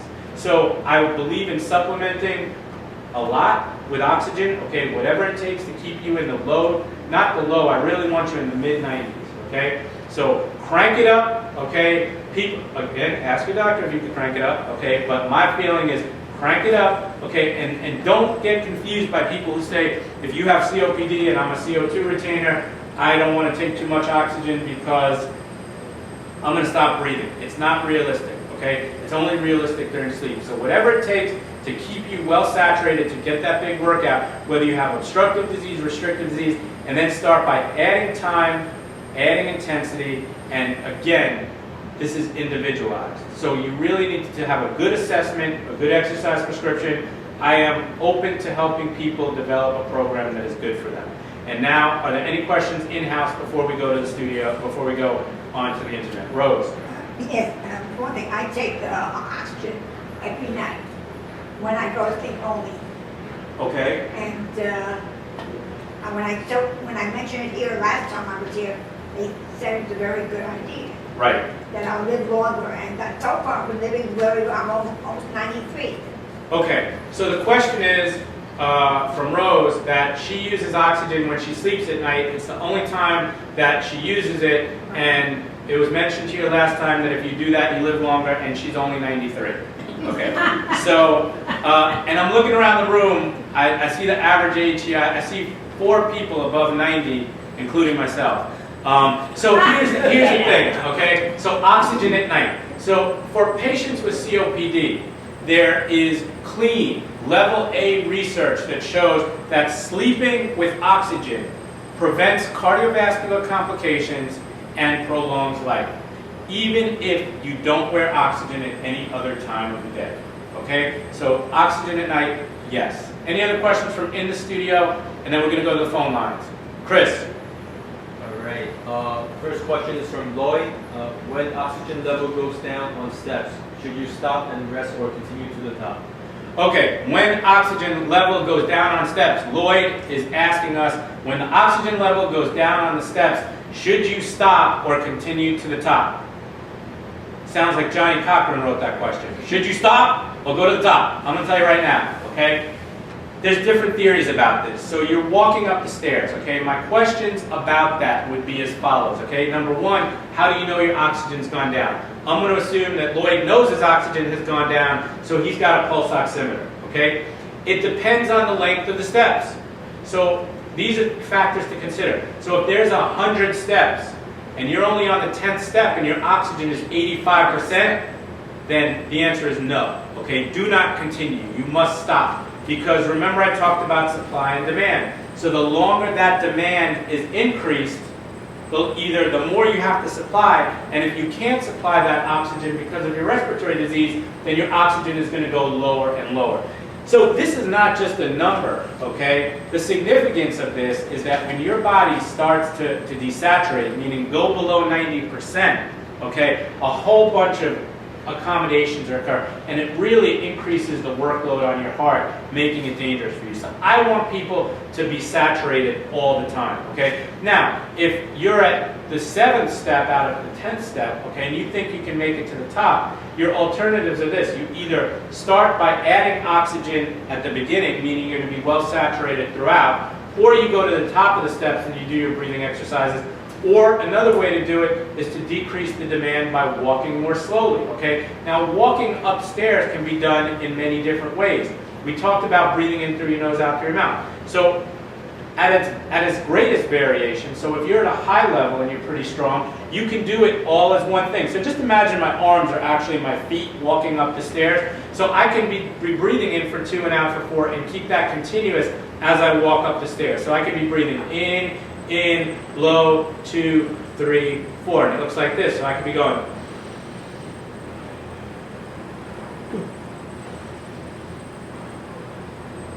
Now that may be too vigorous for me. It may be too vigorous for me because my legs get tired. It may be too vigorous for me because I get short of breath. It may be too vigorous for me because I desaturate, okay? So another way of doing it is I can breathe in while I'm standing here. And then I can walk for 4 and stop. So I can do this. I can go. Wait, let me start again. Let me start again. I'm confusing myself. Hold on. So I'm standing here. I'm taking the breath. So I'm standing on the step. Breathe in, walk. 2, 3, 4. Stop. In, walk, 2, 3, 4. Now that may be too vigorous for someone. I could take it one step at a time. I could breathe in, step to the next step. Before I go to the next one, breathe in, go one step at a time. But again, everything is relevant. You have to see what you can do now and make the adaptation. As a general rule, I don't like people going below 90%. And one thing that frustrates me is a lot of times I hear clinicians telling people, well, if you go to 87%, there's no problem with that. And that tells me that they don't really understand the physiology of it. And you have to also take into account that the majority of pulse oximeters are also plus or minus 3%. So if it registers 80, 87, maybe you're 90, maybe you're 84. Next question, Chris. All right. Next question is from Matthew. Regarding the bike, I have found that people with pulmonary disease actually do worse on the bike than the treadmill. Do you use a recumbent or upright? Okay. Lowest workload, I assume? I also have a cool question. I will get to it. So here's the question from Matthew, okay? So Matthew has found that most people with pulmonary disease do worse on the bike than they do on the treadmill. Do we use a recumbent bike or an upright bike? So let's talk about this. Why is that, okay? There's a mechanical issue as it specifically relates to respiration and breathing when it comes to a bike, okay? When we talk about breathing, how do the lungs inflate? The main muscle of inspiration is the diaphragm. The diaphragm, when it receives a signal from the brain, contracts down. That downward contraction creates a negative pressure, and that negative pressure is what inflates the lungs, right? So imagine that I have this guy, and now I bring my knees up here, as in the bike, okay? So let me show you this. So now I'm sitting here, okay, and my diaphragm wants to contract downward, except that as compared to this, when I'm sitting here like this, I have an increased mechanical restriction to my diaphragm contracting downward. And so for that reason, a lot of people have difficulty on the bike. Now, the recumbent bike, okay, which is where you have a back and you're actually leaning back, many people find that more comfortable, okay? But the difference between the recumbent bike and the upright bike is that, number one, you're more contracted, okay? So if this mechanical problem is an actual problem for you, then you may have a more difficult time on the recumbent. However, because you're actually sitting back with your back supported, as compared to the upright bike where nothing's supporting your back, and then you have to actually use your upper body muscles to support you, okay? The recumbent bike is actually a little easier. So I just said some people may find the recumbent bike easier, but I also said some people may find the recumbent bike more difficult. So you say, well, which is true? They're both true. So the thing is, you have to try it out yourself. Now, if that makes it more difficult for you to breathe, okay, that doesn't mean that you don't get benefit from it. And actually, in some ways, it can actually increase your body's ability to, to move air in and out. So just because you get short of breath doing something doesn't actually mean you shouldn't do it. I actually think you have to get short of breath to do it, otherwise you're not going to get better, okay? We've talked about this concept before, and I'm just going to throw it out here now. I believe the overwhelming majority of programs, and again, no disrespect, and again, please don't come after me, my lawyer's in the back, but I think the overwhelming majority of programs do not exercise people vigorously enough. And I think the reason is partly fear, but I think the other reason is partly, a lack of knowledge. Now let's just say this is a scale of 1 to 10, okay? If your life requires a metabolic workload of 7, okay? I could exercise you at level 3 till the cows come home, but guess what? Level 7 is not getting any better for you.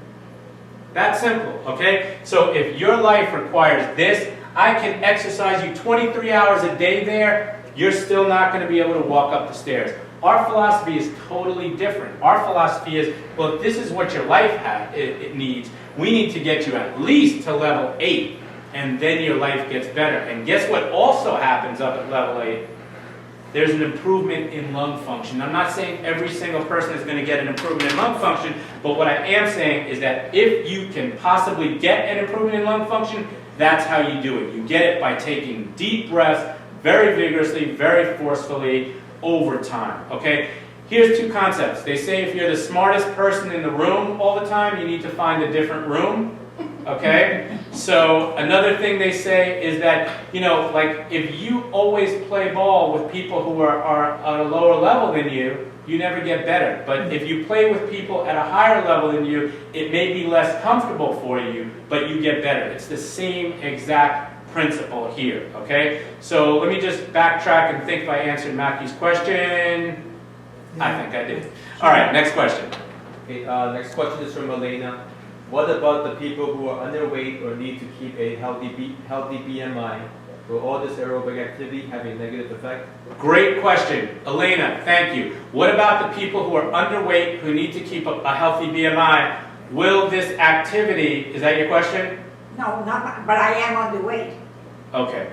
So what about the people who are underweight and have to keep a healthy BMI? Will all this extra activity be negative for them? Okay, let me explain it to you in the simplest way as possible by using an opposite analogy, okay? So for the person who's overweight, okay, who's trying to lose weight, wouldn't it be great if doing that hour of aerobics a day was enough to make their body weight melt off so fast that they couldn't stop it and they became underweight, okay? Here's why that is a level of thinking that is, in a way, paradoxical, okay? You're afraid that if you increase your activity, you will actually lose more weight.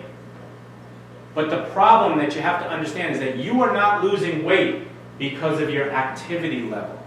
You are losing weight. Patients with lung disease lose weight because they're breathing so hard, okay? You are working so hard all day to breathe, in and out, in and out, in and out. I'm working all day. So even when I'm sitting and doing nothing, I'm working to breathe. So now you are so hypermetabolic. That in combination with the fact that it's sometimes hard for pulmonary patients to eat because when the food is down here, that's another restriction to the diaphragm contracting downward. But think about it like this. I already told you that you will become more efficient by becoming more fit. So if you do that hour a day and all of your muscles become more efficient, then guess what? You may be taking deeper breaths. You may not be working so hard to breathe all day, and you may actually be burning less calories. And in fact, paradoxically, by increasing your activity and becoming more efficient at breathing, you can actually start to gain healthy weight. Again, everybody's different, okay? So I'm not saying the one thing that's going to work for every single person. If I could sit down with you individually, I'm going to tell you exactly what is going to work and what's not going to work. And don't get me wrong, we don't hit the nail on the head on the first time every single time. Every once in a while it takes us 2 bites at the apple before we hit the nail on the head. But the thing is that it's not the activity that's burning so many calories in most pulmonary patients. The single activity that's burning all that calories is working so hard all day to breathe. Next question. All right. Next question is from Karen. I lost muscle mass from medication to where I cannot even open a Ziploc bag. I am trying to rebuild my upper arms and chest. What are the best exercises to help me regain my muscle so I can use oxygen more efficiently? Okay, so the question is, I have lost so much muscle mass because of medication to the point where I cannot open a Ziploc bag. I'm hoping that's an exaggeration. What exercises are going to be best? So this brings up a couple of different things. Muscle loss because of medication, okay? There are some medications that can cause you to lose muscle, okay? As it relates to pulmonary disease, the thing that we hear about, not very often, but sometimes, because a lot of patients are on steroids, okay, and particularly oral or IV steroids that are systemic, as opposed to the inhaled steroids, we sometimes hear about something called steroid myopathy. And steroid myopathy, myo means muscle, pathy means a problem with the muscle, okay? Steroid myopathy can often affect people who are on long-term steroids And what it does is it usually weakens what we call the proximal muscles more than the distal muscles, meaning the shoulders and the hips more than, let's say, the elbows and knees and wrists. And that can be a potential problem for people, okay? But often in cases like that, where somebody's referred to me with a diagnosis of steroid myopathy, what I also find out, and again, I don't know you, so I'm not saying this is your case, okay? But what I also find out is that the steroids corresponded with them being sick. Being sick corresponded with inactivity, okay? Inactivity then also contributed to this muscle loss. And so it's a very easy step for somebody to make the jump that, well, you were on 40 milligrams of prednisone for 3 months and now you're weak, and therefore it must be steroid myopathy. But my question would be, well, maybe it's what you needed 40 milligrams of steroids for 3 months that's actually making you weak in addition to that. But my answer to that would be the following, okay? Exactly what we talked about tonight. So I would not recommend that somebody with muscle weakness, whether it be the steroid myopathy or simply inactivity, I wouldn't recommend that you start working one muscle at a time. I would recommend the same generalized approach of aerobic exercise first. Let's build up the whole body as a whole, as a unit. Let's increase aerobic capacity. Let's increase your body's ability to use oxygen. If you're so weak that you can't open a Ziploc bag, then that means that even walking on the treadmill is going to not just give you aerobic exercise benefit, it's also going to give you strength gains. And then, once we get you more fit, more active, more efficient, then we could start zoning in on muscles that need specific attention. But again, the order is always going to be aerobic before strength. And you'll find that you also get strength benefits from the aerobic exercise.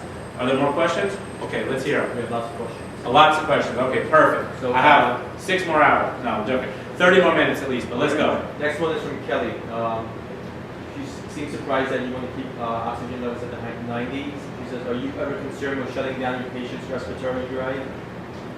No. Okay, so the question is, Kelly, I mentioned this, I'm going to mention it again. I want everyone to be clear about this. Doctors, nurses, EMT, paramedic, respiratory therapist. She's surprised I want to keep my patient's oxygen saturation in the high 90s. Am I concerned about shutting down my patient's respiratory drive? I'm as concerned about that as I am a hungry giant coming into the gym and eating me. Okay? Because it's a myth. It is not a real thing. Okay? So let me explain to you what I mean by that. When we talk about the body's ability or the body's respiration, okay? When we talk about breathing, and that's a joke, so that was not disrespectful. I wasn't saying, please don't take that as me saying that you don't know. But I'm saying it like that because you know who thinks this the most? Not patients. Clinicians think this all the time. And they say, make sure you don't give your patient too much oxygen. It's a myth, okay? Your body responds to 3 major things in order. A rise in carbon dioxide, a decrease in oxygen, okay? A increase in hydrogen ion in the blood. And what an increase in hydrogen ion in the blood means is that your blood becomes more acidic, okay? So, how does this relate? So, there are a group of patients, particularly patients with COPD, that we call CO2 retainers, carbon dioxide retainers. That means that because the lungs are hyperinflated and there's a lot of dead space in the lungs, they have a difficult time blowing off carbon dioxide. So carbon dioxide, I just told you, is the main stimulus that sends a signal to the brain to breathe, right? But if carbon dioxide levels are supposed to be here and they are chronically here, okay?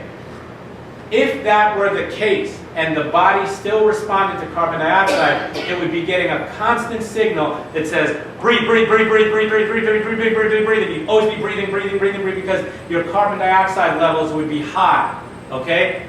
So, there are a certain group of patients that shift over to what we call hypoxic drive. Hypo meaning low, oxygen meaning oxygen. So that means that instead of responding to a rise in CO2, because CO2 is always high, they now respond to low oxygen as their primary source of breathing.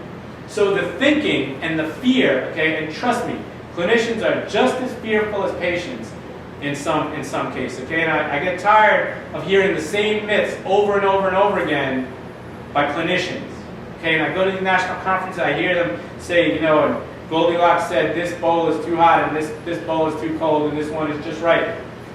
So the thinking is that if I give you oxygen, I will suppress your drive to breathe because we no longer have this, and if I give you oxygen, then you're now going to stop breathing. Come here for 1 second, please. How old are you? 93. She's 93, okay? So now let me tell you something about this. If I give Rose oxygen, right, and Rose, stop breathing for a second. If Rose stops breathing, you know what I'm going to say? Rose, take a breath. Problem solved, okay? Nobody stops breathing while they're walking on the treadmill because we gave them oxygen. It just doesn't happen. So I'm not concerned about it. If your clinicians, thank you, Rose. Rose, if your clinicians believe that that is the case, have them call me because they are wrong, okay? I will give as much oxygen as is necessary, and if my patient stops breathing, and I'll tell you this, in 61,000 exercise sessions, none of my patients have ever stopped breathing, okay? Because it doesn't happen. It's a myth. It's not true physiology. On paper, maybe I'll buy it. In real life, it doesn't happen. End of story. Next question. All right, next question is from Paul. Is it okay to adjust my oxygen flow throughout the day to maintain the mid-90 goal? Is it okay to adjust my oxygen saturation up? Is it okay to adjust my oxygen settings throughout the day to maintain mid-90s in oxygen saturation? The answer, in my opinion, first of all, not in my opinion, I will give you my opinion, but I'm going to give you my legal disclaimer first. Ask your doctor. In my opinion, though, okay, I think that's exactly how it should be done. Supply and demand, okay? It's like driving, okay? That's like saying, if you say, here's the setting I want to put my steering wheel on, is it okay to adjust my steering wheel based upon whether or not there are people in front of me? That simple, okay? Of course, if your car starts going to the left, you shift to the right. If your car starts going to the right, you shift to the left. Same thing with oxygen. In an ideal world, okay, you're going to be reading this little by little, and if you know that I'm about to do something that's high level, I will give myself a little more. It's like if I'm going to Lutece, I'm going to take more money with me than if I'm going to McDonald's. Okay, it's that simple. So if I know I'm about to do something that's high level, now the reason why I say, in my opinion, is because some people say, nope, that's not right. You cannot do that. Your setting is 2 liters. But nobody is the same for all settings. And what would be the greatest thing on earth to do would be for you to test yourself in different settings, or even better would be to have a, not test yourself, I take that back. That was bad advice.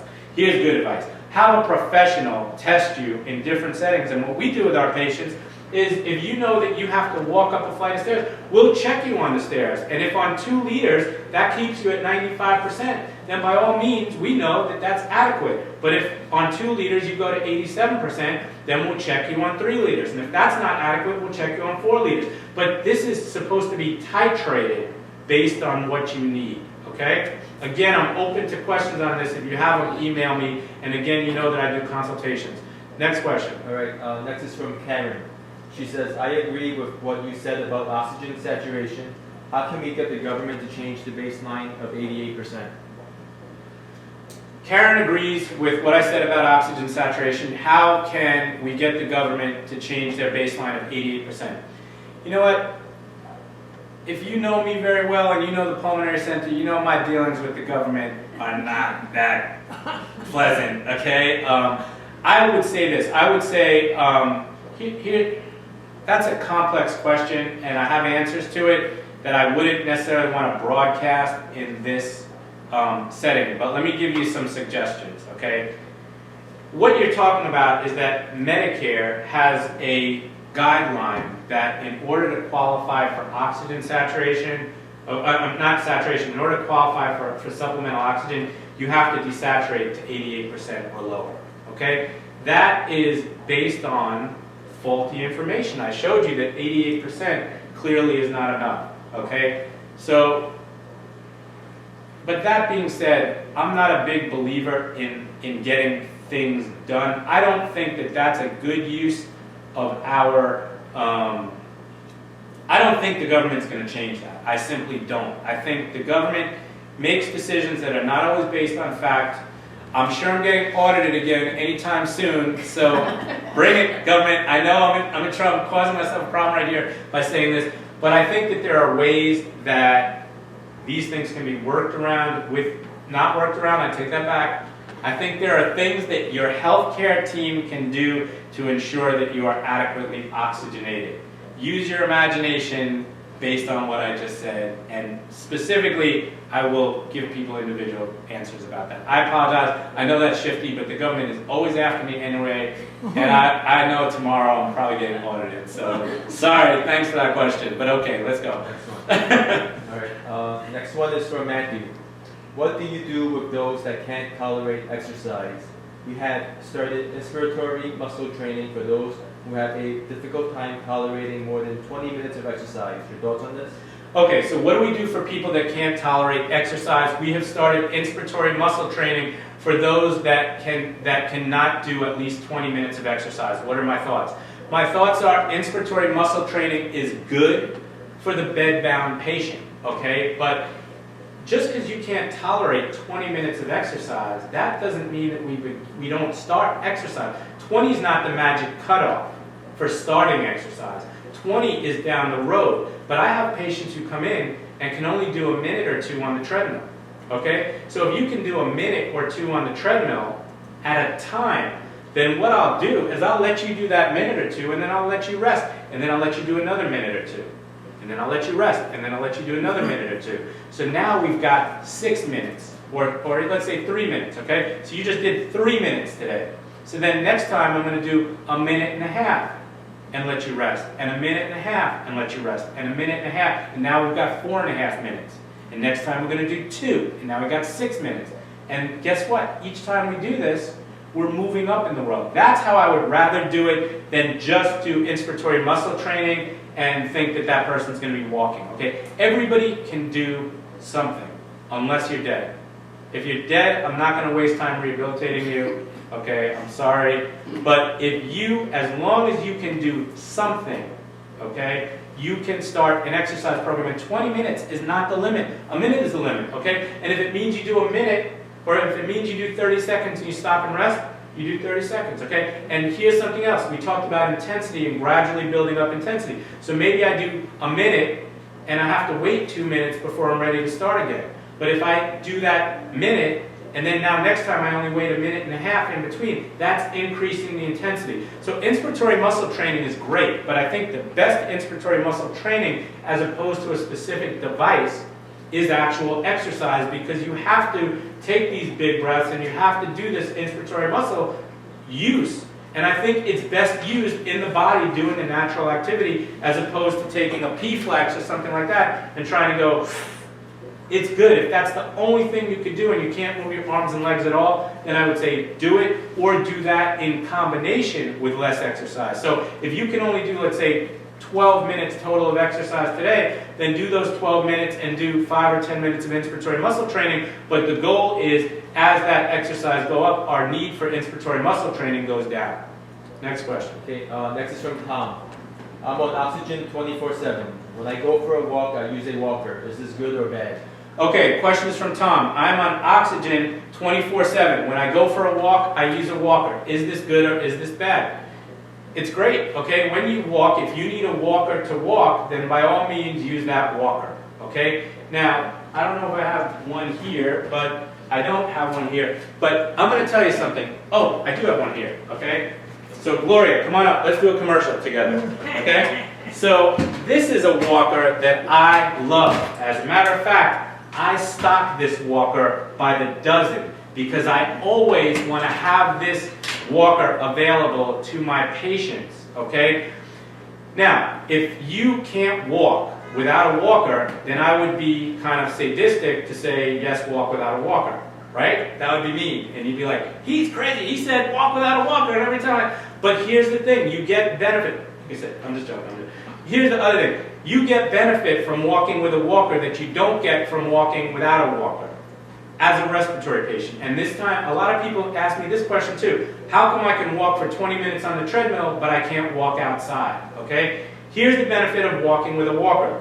we talked, I believe it was last week or 2 weeks ago, about open versus closed chain activity. So when I use my chest muscles in an open chain like this, meaning my arms are free, they do things like this. When I fix my upper extremities, closing the chain, I actually get a respiratory boost from this, because now the muscles of my chest and my back and my thorax that normally do this in an open chain work in their reverse activity to actually elevate the rib cage and help you take a deeper breath. So I have people say, I can't walk a block, and then I say, please, try this walker. And they say, no, I don't want a walker, I'm not ready for that. I say, what are you ready for, to not be able to walk a block? And I can't tell you how many patients resisted it for years until I started stocking them, and I said, take it for the weekend.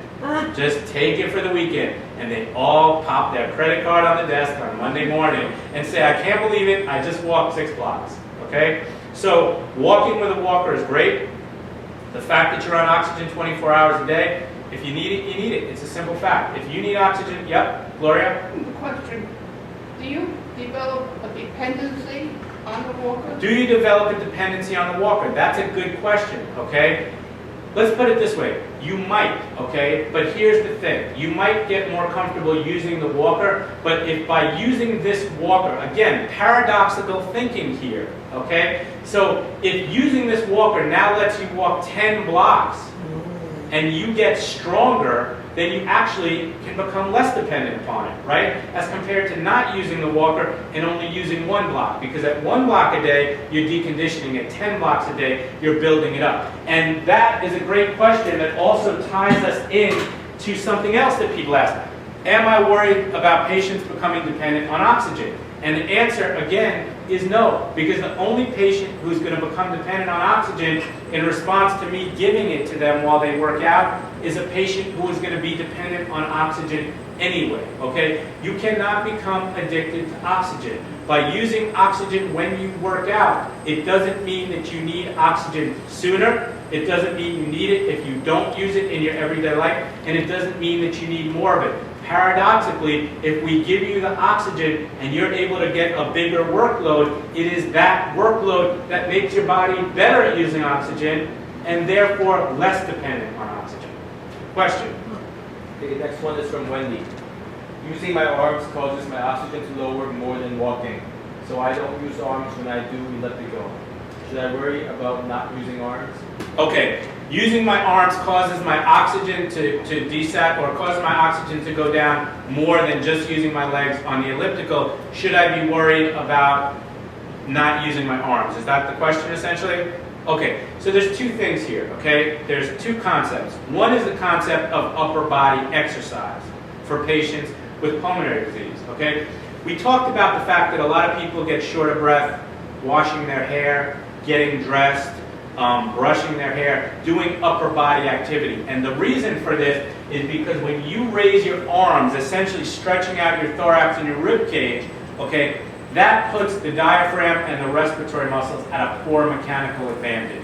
So it's possible that that's the reason why you're desaturating more. But more than likely, you're desaturating because you're actually using twice the extremities. So you're using arms and legs, which is almost double the workload of just doing your legs. So remember supply and demand. By doing arms and legs as opposed to just legs, you're almost doubling demand. So if you're already limited in what you can supply, naturally you're going to desaturate. Should you be worried about not using arms and legs on the elliptical? No. But what I would do is I would then supplement the leg portion of the elliptical with some other type of upper body activity to make sure that your arms are not getting weaker and less efficient. Next question. Okay, next one is from Wendy as well. Okay. I am doing a lot of exercise from before I was diagnosed, and I am not improving, but I am getting worse. But I am not getting worse. Do I need to rethink my program? Okay, so the question is, I'm doing a lot of exercise that I was doing before I was diagnosed. I'm not improving, but I'm not getting worse. Should I rethink my program? So the answer to this is as follows.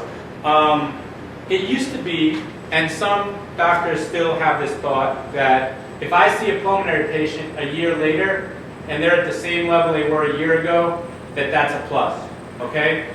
So if we think that the natural trajectory of lung disease is just worse all the time, then I guess staying the same is not as bad as getting worse, right? But I come from a different point of view, which is I believe, let's make you better. And again, Malcolm X, by any means necessary, whatever that means. If you're not eating perfectly, if your nutrition is not perfect, if you're not exercising regularly, doing the exact right exercises, if you're not on the exact right medications, and you're not taking them exactly right, and you're totally stressed out, and you're getting sick 3 times a year, then I'm not happy, then you're not doing everything possible. If you're doing every single thing possible, and that's where you are, then so be it. But I haven't met one person yet that's doing absolutely everything. So should you rethink it? Absolutely. I would want to know, what are you doing? At what level are you doing? Maybe you're not working out hard enough. When it comes to treadmill, okay, most people don't use incline. I can tell you this, it's the incline where the benefit is. Okay? The incline is like the yolk of the egg. It's where all the nutrition is. Actually, I take that back. I don't even know if the yolk of the egg is where the nutrition is. Maybe it's the whites. Bad analogy. Let's start with this. The incline is where it's at. So a lot of times, you see people at the gym, they're walking very fast, but they're using no incline. Wait here for 1 second.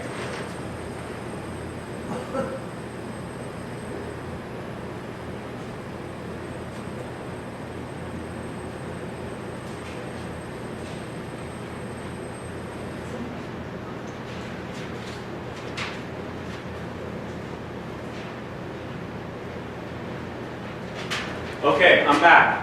This is very important, okay, and I wasn't in the bathroom.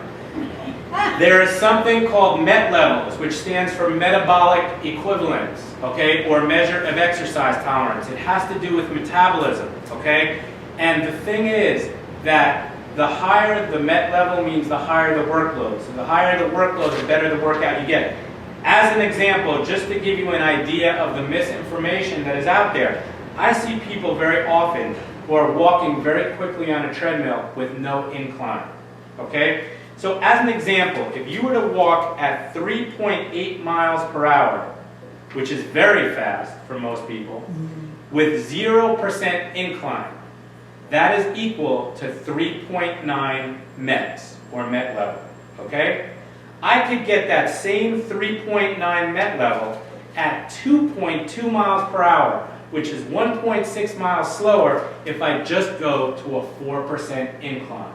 So the point is, this is a chart that we have here, okay, and it tells you the corresponding speed and incline and calculates the MET level for you, okay? So the answer is yes, I would rethink your workout, okay, absolutely, because you're probably not working out as effectively as you can be, okay? There's something about efficiency, there's something about effectiveness. Efficient is one thing. If it's not effective, that efficiency is useless. And if you're going to the gym anyway, let's make sure you're doing the right workout. Next question. How can you get a treadmill? How could you get a treadmill? What do you mean? Where do you get it? Sporting goods store. What? You want a treadmill? From what you're saying, it's... You live near us. You could come to the Pulmonary Center.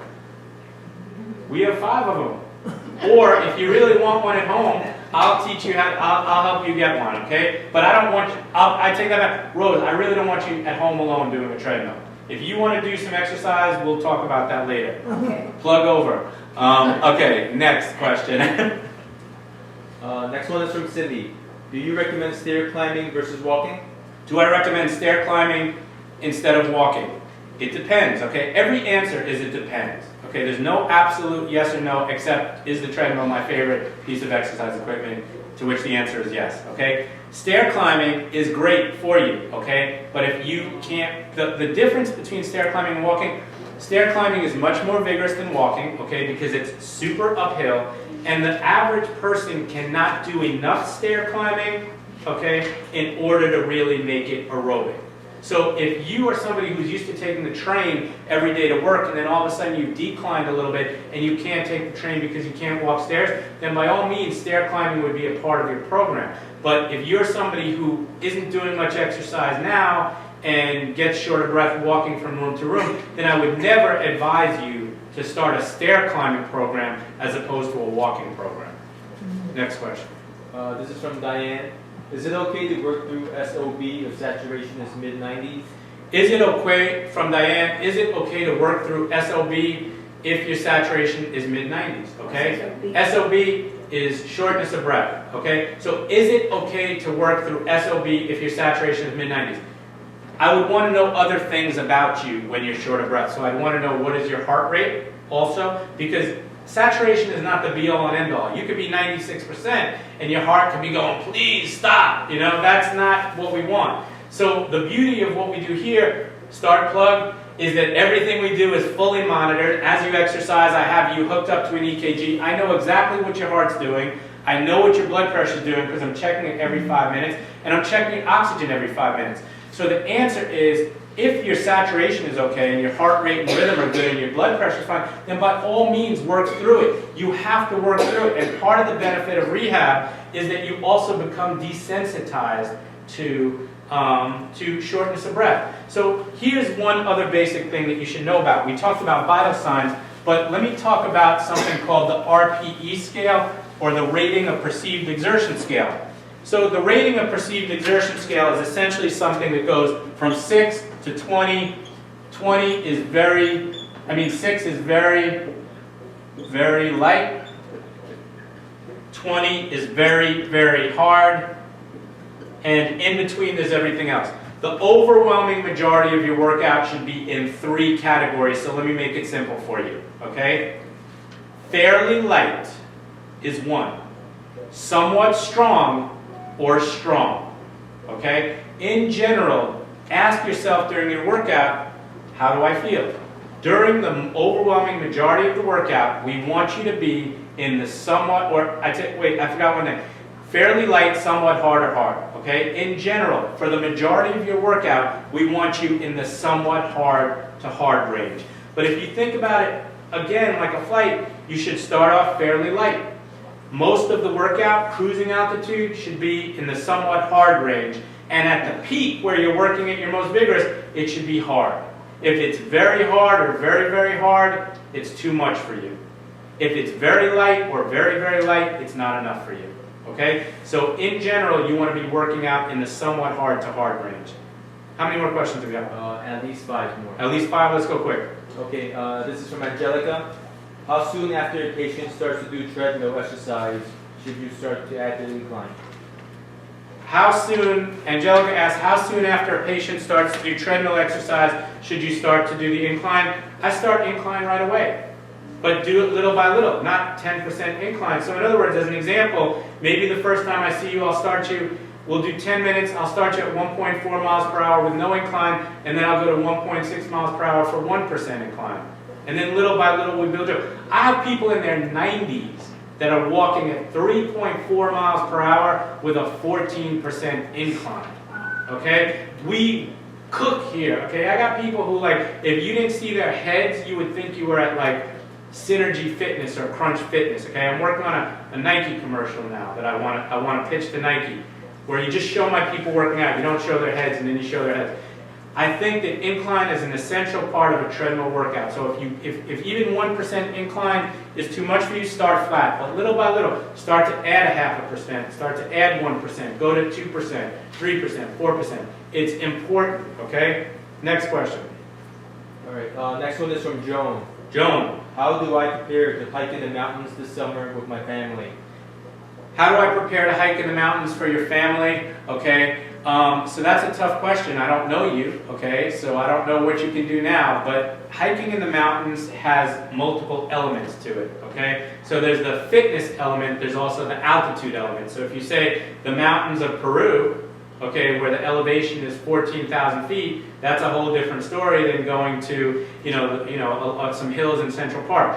I think the key is gradually build up your exercise tolerance over time, focusing on inclines, focusing on stairs, and focusing on, the way to climb a big mountain, to become able to climb a big mountain is to climb little mountains. So start little by little, okay? Again, everything I say you need to discuss with your physician. I'm not saying, Joan, go out into the mountains, and then Joan's husband is going to say, you sent her out into the mountains and a mountain lion got her, but everything needs to be built up gradually, and that starts with an assessment of what can I do now, what do I need to do now, and then little by little trying to match what you can do now to what you need to do. Next one is from Teresa. Is it okay to exercise on my own? I have PF on oxygen 24/7. Is it okay to exercise on my own? Teresa asks. I have pulmonary fibrosis and I'm on oxygen 24/7. I don't like people working out on their own unless I know them well. Okay? So when a lot of times someone will come to me and they'll say, I only want to come for one session and I don't want you to give me a program. I don't do it that way. And the reason is because I know you're only as safe as your last session. Okay? That's how I believe it. So unless I've seen you exercise 12 times minimum, I'm not giving you a program to do on your own. Now the fact that you have pulmonary fibrosis is a factor, but it wouldn't necessarily rule you out from exercising on your own. The fact that you're on oxygen 24/7 is a factor, but it doesn't necessarily rule you out from exercising on your own. But I would want to see you monitored under the conditions that you're going to be working out on your own at least a dozen times before I say, you know what, I'm now comfortable with you working out on your own, and I would also give you specific guidelines of what's okay and what's not okay. Next question. Next one is from Matthew. Matthew. What training do you do for those who have difficulty with stairs? I've worked people on leg press, sit-to-stands, squats, treadmill with incline, but the people still have difficulty. So what training do we do for people that have difficulty on stairs? Okay, let me just go halfway so I make sure everyone gets the question. What training do I do for people that have difficulty on stairs? He does things with like leg press, squats, sit-to-stands, treadmill with incline. Sit to stand, treadmill with incline. Again, the body gets good at doing what you ask it to do, and most things are sport specific, okay? So the reason why most people can't get up the stairs is not a question of leg strength. Sometimes it is, but for the respiratory patient, it's almost always a respiratory type issue. So you want to get good at doing stairs? Do stairs, okay? My team every year, we do the Fight for Air climb with the American Lung Association, where we climb, how many flights? I think it's like, how many flights was that? I forgot. 55. 55 flights, okay? I suck wind on the flights, I'm not gonna lie, okay? I'm only 90 and I suck wind on those 55 flights, but the way I trained for it, I didn't do as much as you. Next year, you better believe I'm gonna be walking stairs to train for that, okay? You wanna walk stairs, that's how you get good at it. Yes, ma'am? Can I just take a little more? I'm tired. Yes, absolutely, absolutely. How many more questions? At least 4 more. I'm gonna take one, all right, let's try to do, I'm gonna take 3 more questions, and then anything I will answer in 2 weeks on the Q&A. Let's go. Okay, this is from Jan. Are intervals beneficial for the use of incline on the treadmill? Incline and flat and incline. Okay, Where are these questions coming from? These are coming from online, from the internet, and some are coming from outer space. So the thing is interval training beneficial? Okay, absolutely. We do interval training, okay, because we know it works better. But I wouldn't say incline flat, incline flat. I would say start the workout, level 1. Not incline level 1, but let's say at the lowest level. 5 minutes into it, here's the ideal workout. I'm not saying you should do this, ask your doctor. But what we do with most of our patients, we'll start 5 minutes at level 1, 5 minutes and we'll go up a level for 5 minutes.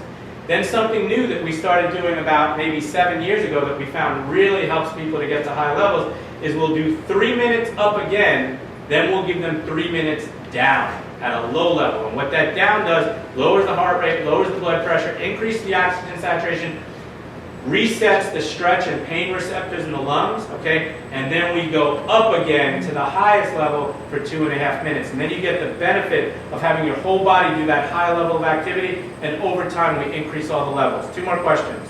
All right, this is from Steve. Do you recommend using incentive spirometers for exercises like blowing up large balloons to exercise the lungs directly? Steve, do I recommend incentive spirometers or blowing up large balloons for exercising the respiratory muscles? My answer, absolutely not. I never do, okay? It's a myth. Incentive spirometry is a myth, okay? If you are hospital bound, if you are bed bound and you cannot walk around to take a deep breath, then by all means you need the incentive spirometer to help overcome the effects of anesthesia, to help keep your lungs clear, to help prevent atelectasis, which is incomplete expansion of your lungs. What's the incentive? So the incentive spirometer, most people see it on the show ER where you have a tube and you try to inflate and the balls go up, okay? Walking around gives you a greater tidal volume than the incentive spirometer can. So if you're able to walk, I would say don't use the incentive spirometer walk around. You know what I'm saying? That's like, you know, again, and people use it. And I think it's a waste of time. Let's get you exercising vigorously. That will have a much greater impact than incentive spirometry. Okay, next one is from Elena. If we are given high oxygen during exercise, do you have to taper it off as exercise winds down? Question from Elena. If you are given high oxygen during exercise, do you have to taper it off as the exercise winds down? I would say we don't, and I don't think you do. What we do is we actually have you sit for long enough, and then we sometimes do lower it. I mean, it depends on the person, okay? Some people do need to be weaned up. Most people don't, okay? Most people, once they sit, that kind of resets, and after about 5 minutes, we'll leave them on oxygen for a few minutes after, but usually they reset. How many more questions? Can we get 2 more or no? How many more are there? We've got at least 4 more. At least 4 more. Okay, we're going to stop here tonight. Thank you very much for your time, attendance. In 2 weeks from now, which is it in 2 weeks? What's the date? May 7th. May 7th, there's going to be all Q&A, okay? So it's going to be call in, type your questions to me, email me your questions. That one's going to start at 7:30 p.m., and I will answer as many questions as I can. Thank you for calling in. If I've insulted your program, please don't take it personally, but I am the Kanye West of Pulmonary Rehab. I'm sorry, and you know, what could I tell you? But I'm trying to get everybody to do this right, and peace. Thank you for coming, and see you in 2 weeks. Thank you.